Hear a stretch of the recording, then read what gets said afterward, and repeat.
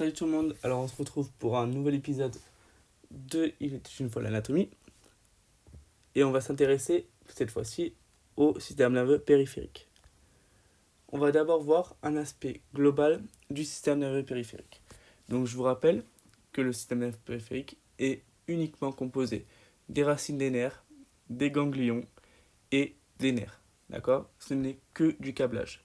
Vous voyez ici, on voit très bien la silhouette du corps dessiné par le système nerveux périphérique parce que son seul et unique rôle est de transmettre l'influx nerveux qui naît du système nerveux central à tout le corps. Donc c'est pour ça qu'on voit très bien la forme du corps. Okay. Il ne fait que transmettre l'information, c'est-à-dire que l'information ne naît pas dans le système nerveux périphérique et n'est pas traitée par le système nerveux périphérique. Ça, ce sont les rôles du système nerveux central. Voilà. Ensuite, on va parler des différentes innervations du corps. Donc, au niveau des membres, ici, on va plus le détailler au niveau du membre inférieur parce que ça se voit mieux. Au niveau des membres, on va avoir des innervations dites plexulaires, en plexus, qui veut tout simplement dire que plusieurs racines nerveuses, donc plusieurs racines de plusieurs nerfs, vont se rejoindre pour former d'autres nerfs. D'accord ? Vous voyez ici, si je dessine ici, vous voyez que par exemple, ce nerf-là va se ici, celui-là ici, celui-là là, celui-là ici, hop. Vous voyez, hop, ça va faire tout un gros bordel, un gros réseau en fait entre plusieurs nerfs qui vont créer d'autres nerfs, notamment au niveau du membre inférieur, le nerf sciatique, qui est le nerf le plus gros du corps, à ne pas confondre avec le nerf le plus grand du corps. Ça, c'est le nerf vague, on le verra juste après.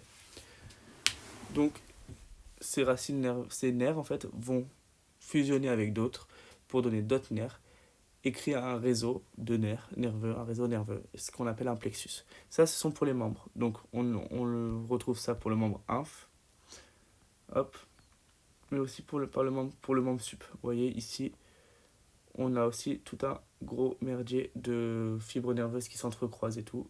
Donc, c'est le plexus brachial. Au niveau du tronc, on a une autre forme d'innervation qui n'est pas une innervation en plexus, mais en échelle. Et je trouve que sur cette application-là, on le voit très bien, car tout simplement,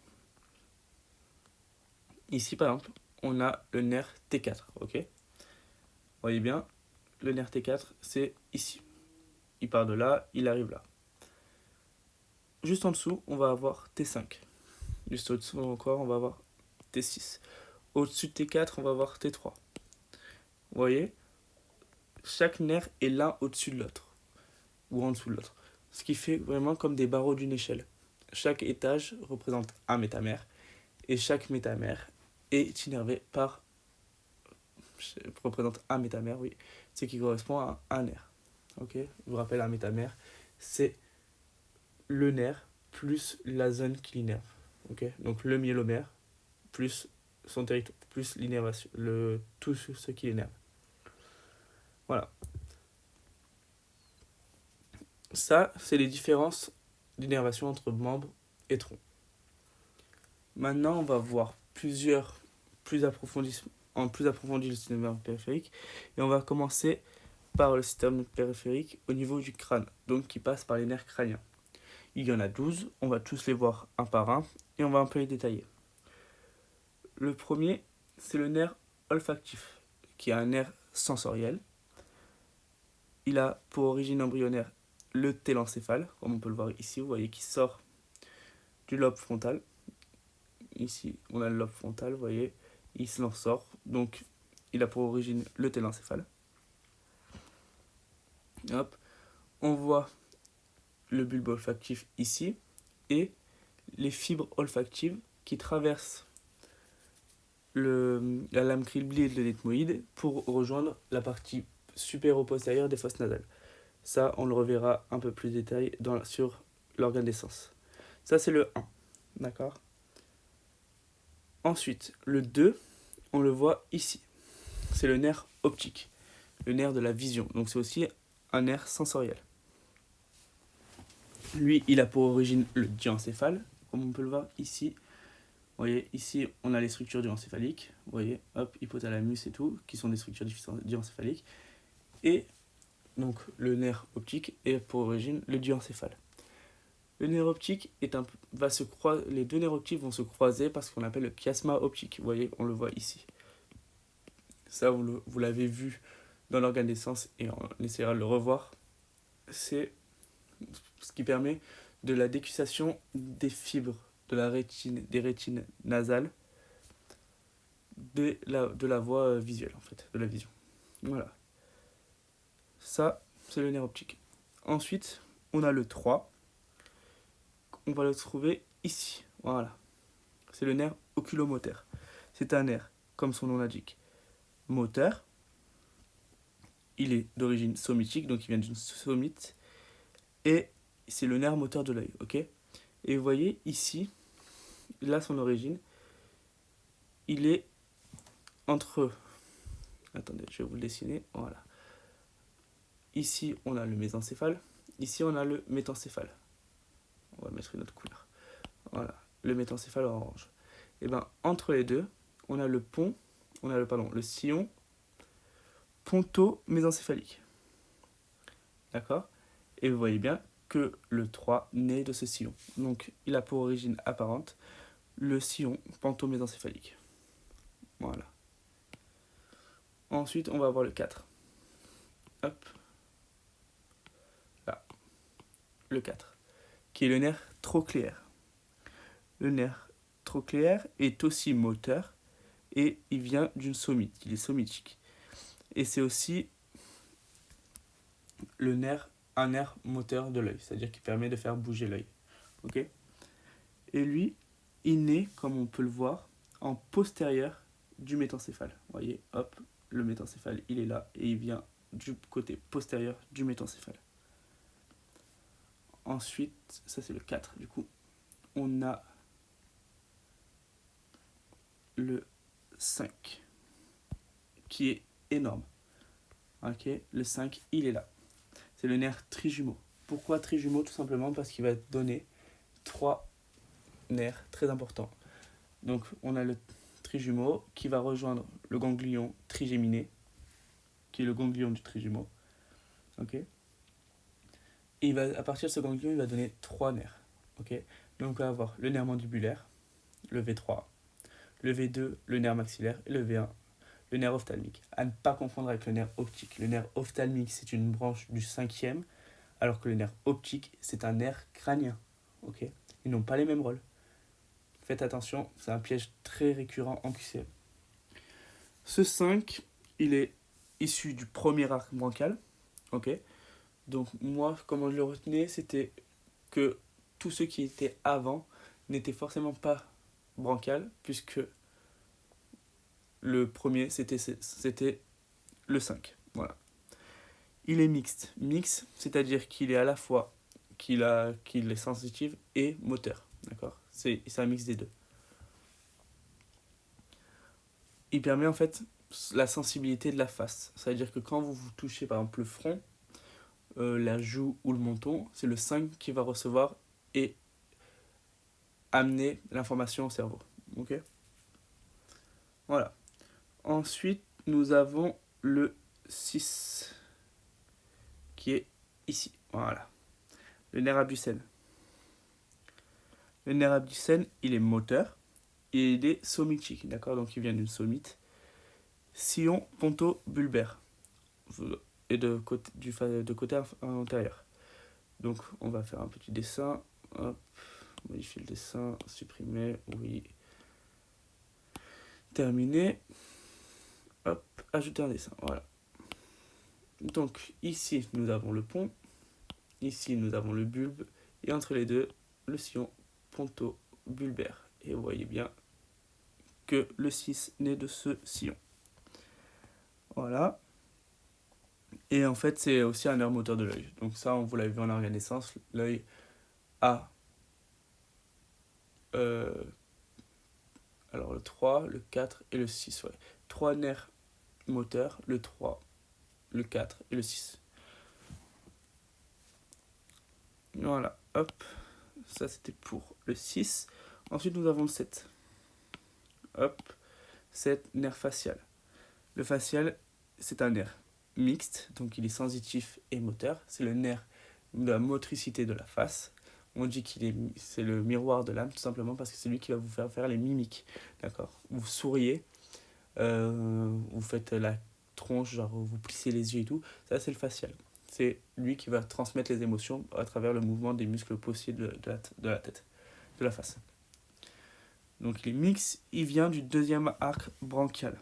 Ok? Et il vient du sillon ponto-bulbaire aussi. Donc si je redessine le sillon ponto-bulbaire, hop, voilà, hop, vous voyez, il est dans la continuité. Voilà. Ensuite, on va avoir le 8, le vestibulo-cochléaire. Hop, voilà, ici. Le 8, très important, car il est sensoriel. C'est lui qui va permettre en fait de transmettre les informations qui sont captées par l'oreille. Il a deux contingents, le contingent vestibulaire qui permet l'équilibration et le contingent cochléaire qui permet l'audition. Il est somitique et il vient aussi du sillon ponto-bulbaire. Voilà, comme vous pouvez le voir sur l'écran. Ensuite, on a le 9 qui est là. C'est le glossopharyngien. Glossopharyngien, il est mixte, il dérive du troisième arc branchial et il vient du sillon collatéral dorsal du bulbe. Ok, donc les sillons collatéraux, ils sont pas représentés ici, mais voilà, il vient du sillon collatéral dorsal du bulbe. Ensuite, on a le nerf vague. Nerf vague, très important. Pourquoi? Déjà parce qu'il est mixte, il dérive du quatrième arc branchial, il vient du sillon collatéral dorsal aussi, comme le 9. Mais ce qui le rend très spécial, c'est parce que c'est lui qui contient le principal apport parasympathique du corps. C'est-à-dire qu'il va transmettre le parasympathique à travers tout le corps. Okay, il va avoir des fibres qui vont émettre vers le cœur, vers le système digestif. Voilà, il est très important. Et comme je vous l'ai dit déjà précédemment, c'est le nerf le plus long du corps. Vous voyez? Là, c'est son origine et il va atterrir jusque là. Et encore, il est coupé. Il descend vraiment très proche de pédi, je crois, une vingtaine de centimètres du trou du cul. Vous voyez à quel point il est long. D'accord? Ça, c'est le 10, le nerf vague. Ensuite, on a le 11, là. 11 qui est très particulier parce qu'il a deux contingents. Donc, c'est le nerf accessoire. Il a deux contingents. Un contingent médulaire et un contingent bulbaire. Le bulbaire va permettre la phonation et le médulaire va permettre la céphalogérie, c'est-à-dire le fait de pouvoir tourner la tête. Ok? Donc vous voyez, et en plus son côté médulaire est très particulier, tout simplement parce qu'il y a en fait une partie de ces nerfs naît de la moelle spinale. Donc ici on ne l'a pas représenté, mais vous voyez, là les espèces de trucs en forme de peigne, c'est son origine médulaire, qui va rejoindre son orifice bulbaire ici pour donner le 11, donc le nerf accessoire. Donc il est moteur, puisqu'il permet la phonation. La phonation, c'est pas un sens, c'est juste le fait que vos cordes vocales sont rattachées à des muscles qui bougent pour les dilater et tout. Et ça, c'est le 11 qui fait ça. La céphalogérie, vous pouvez tourner la tête, ça c'est l'action des muscles, donc c'est le 11, il est moteur. Il dérive du sixième arc branchial. Il vient du sillon collatéral dorsal du bulbe. Hop, voilà, comme ici, on le voit là, voilà. Ok? Et voilà. Ça, c'était le 11. Et enfin, on a le 12, c'est l'hypoglosse, pardon. Il est moteur, il est somitique, il vient du sillon collatéral ventral du bulbe. Donc, ouais, vous voyez. Si je devais dessiner les sillons collatéraux, hop. Ici, on aurait le dorsal, du coup. Ici, on aurait le ventral, pardon, hop. Et là, par là, on aurait, hop, le dorsal en vert. Voilà, mais bon, ça, au pire, c'est pas grave. Et il est moteur parce que c'est le nerf moteur de la langue. Voilà. Chose très importante à retenir. Hop. c'est qu'il n'y a pas de nerf qui dérive du cinquième arc branchial, tout simplement parce qu'une fois qu'il se forme, il régresse. Donc le cinquième arc branchial n'existe pas, donc pas de nerf qui en dérive. Voilà, ça c'était pour les nerfs crâniens. Et maintenant on va juste finir très rapidement sur les nerfs, le système nerveux central en général. Par ça, hop, voilà. Donc ça, c'est le nerf T6, ok, c'est un nerf spinal. Je vais juste vous montrer la structure générale d'un nerf spinal. Donc ici on a la moelle. De la moelle va naître des radicelles, vous voyez, c'est l'espèce de forme là, en forme de fourchette. Vous voyez les petites stries ici. Ces radicelles vont se réunir et former les racines. On en a deux par nerf. Une racine antérieure, ventrale, une racine postérieure, dorsale. Ok. Sur la racine dorsale se trouve le ganglion spinal. C'est là où on a le protoneurone de la voie sensitive. La racine antérieure se charge de la motricité et la racine postérieure se charge de la sensibilité. Ces deux racines vont se réunir et former le nerf, qui ensuite va se diviser en rameaux dorsal et en rameaux ventral. Voilà.